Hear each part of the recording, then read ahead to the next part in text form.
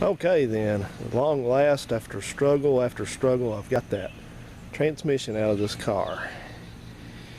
And so it's out. It's time to get it into the surgery center and do an examination and hopefully bring it back stronger and faster than before. And under there you can see the aftermath. I've got my transmission jack under there that was suggested to me that I needed to have one of those if I worked with transmissions much. And the last time I worked on one of these, which was last year when I did the transmission on Uncle Phil's car, I didn't have that, and I just used my 4 jack and some wood and a whole bunch of struggle, and that sucked. So I got the transmission jack this time. It worked a lot better, but I still had to keep screwing around with moving exhaust pipes and taking every last bracket off, and the rear mount, I had to disassemble it into its component pieces. So it was just wasn't too much fun. I don't like doing transmissions, but this had to be done. So we're gonna move on now and get into this thing and see what's going on. I noticed one thing. I got this transmission out again. When I put this in the first time, it was joined up to the engine and I just dropped them in as a unit.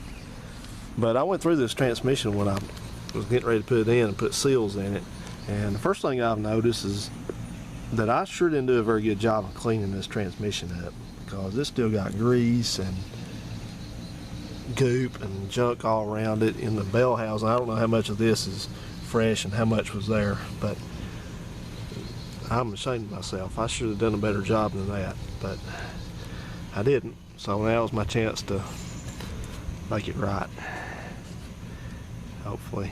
So, and one thing I ran into also was, man, I had these bell housing bolts tight, probably a little bit too tight. This one wasn't too tight, but this one was really tight. This one was really tight, and then there's another one down on the side down here that was pretty tight. So it might be a starter bolt actually, but somewhere in there there's another bell housing bolt that goes in there. But anyway, this thing is all drained and it's ready to be disassembled. And something I noticed, I guess I overlooked this or didn't pay attention to it. I hope this is normal. This thing's got a kind of a machine down spot on this input shaft, but the rest of it looks okay. This is your pump drive here. But this is the input shaft, and this may be the pump drive. But I'll tell you what, whichever, now I'm going to learn all this as I disassemble this, or beforehand. But this one turns easy, and that's your input, I'm pretty certain. And then one of these is the pump drive. This is the pump drive. Boy, this thing don't want to turn very well at all, but we'll get into that. That's what we're here for. So I'm going to clean this thing up thoroughly before I even unloosen the first bolt on it. I know one thing we're going to do first is, before you ever touch one of these to disassemble it, you have to measure the dial indicator, your thrust movement here on this input shaft. It acts like it doesn't have any, but it does. You pull it out, lateral movement, because you've got a washer in there that controls how much movement you got there. So, but we're going to get into that all in depth, so don't worry about that now. One thing I did notice I was happy to see, and I was suspecting this, and it turned out I was correct, but this is the numbers matching transmission out of this car. If you look on the side here, I've already mentioned this in another video, but if you look on the side, you see that there's a B418467 stamped into the side of the bell housing right here. And if we go look at the car, look at our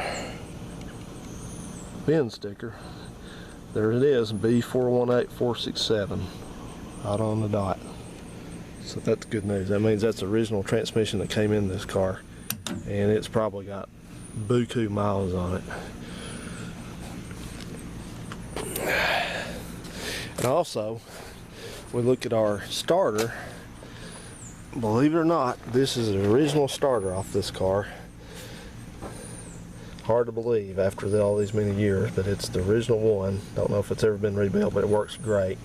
But if we look at the field housing on this thing, armature housing, whatever you want to call it, the black part, look up here, it's got Chrysler stamped into it, and then there's the part number 3656575, which that's a starter was used from about midway through the 73 model year. We'll say January of 73 through about December of 73. So halfway through the 73 model year into nearly halfway through the 74 model year. You know, your model years started in August. Model years started in August. So this is the correct part number starter for this car. This is a 73 car. And if we look down below it, we've got our date code. This is the week number and then the year at the end. So this will be the 9th week of 73. I know that's true because this is a 73 only starter. So part of 73 and part of 74. So it has to be 73, so that's the 9th week of 73. So that means this starter was assembled. I looked at the calendar, and that would have been the last week of February going into, let me see, yeah, that's about right. The very last week of February going into the first week of March was 1973. So if we look at our car, we know that that has to precede the build date of the car. So if we look at the car sticker again, date of manufacture 4 of 73, that would have been April of 73. So that jibes. And then these stickers are convenient because they have a month, day, and hour. 4th month, 10th day, the 19th hour. So that would have been, I guess that would have been the evening shift on April the 10th is when this car was built. So that's correct. And I guarantee if we look over on the left side, if we decode the date code on that transmission, it's going to be previous to that also. In fact, I think there's a Julian date code on the side of this transmission.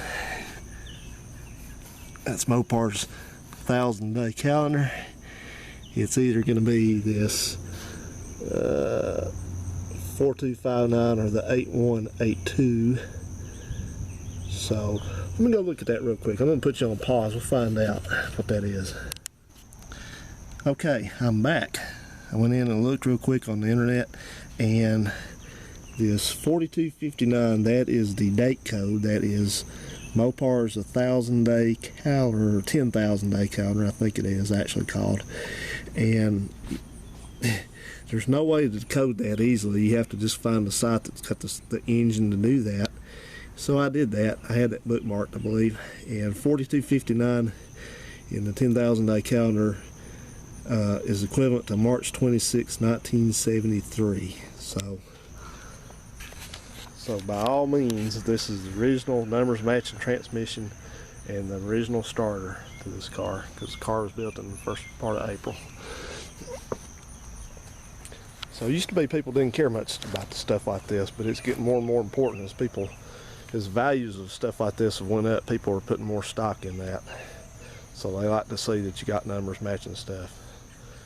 So that starter will not separate from this car no matter what. So yeah. So okay then, now comes the fun part. And I'm not much of a drinker, but I believe I'm going to sit down and celebrate with a Naked Pig brewed right here in Gadsden. So anyway, hope everybody's having a good one. Thanks so much for watching. See ya.